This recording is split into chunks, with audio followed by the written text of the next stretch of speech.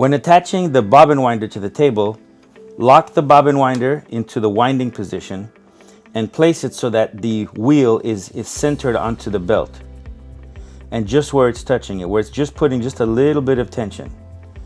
Once you have it placing just a little bit of tension, you're going to take the screw and you're going to put it on the forwardmost part of the screw guide.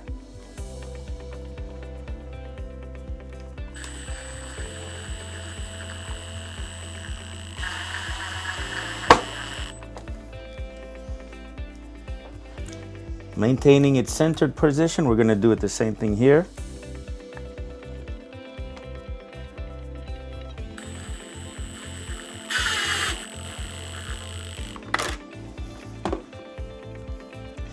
Now you can unlock it.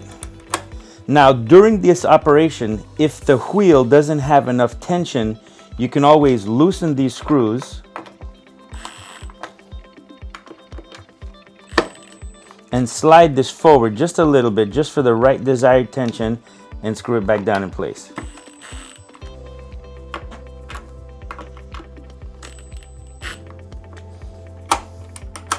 That should be a good amount of tension where it'll still spin the wheel.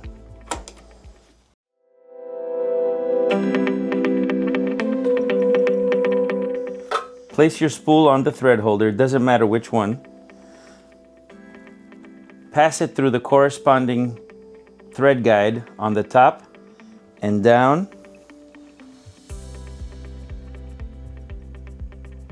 into this little hole, into this thread guide,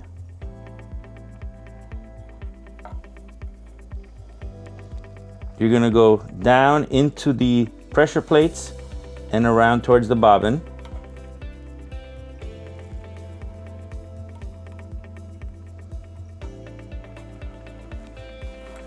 Now you're going to go onto the bobbin and wind it about 10 times, trying to lock the thread by itself or on itself. In order to wind the bobbin, make sure the lever is in the forward position. Once you have it locked in, you could break the thread.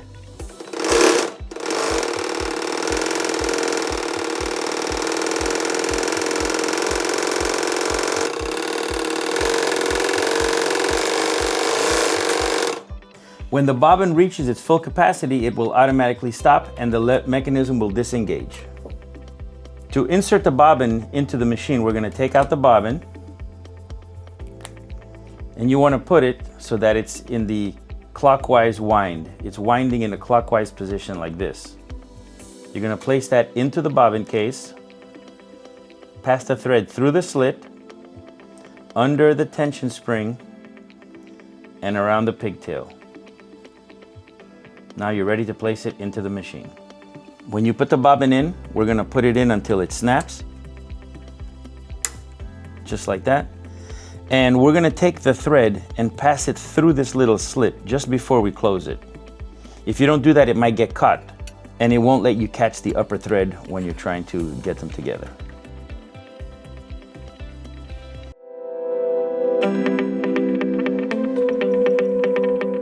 When changing the needle, use your flathead screwdriver and loosen this screw right at the top of the needle.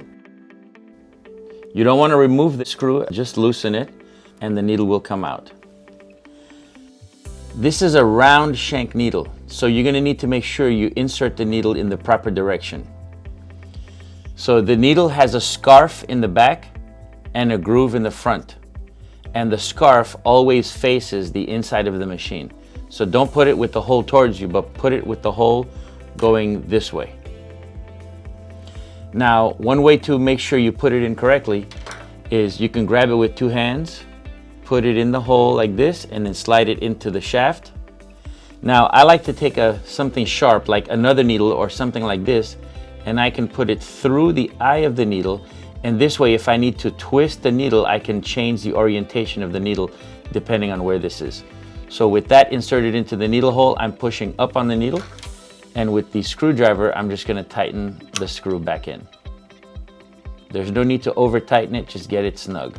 To slide it into the groove, you're going to feel a groove right here in the front. The scarf should be in the back.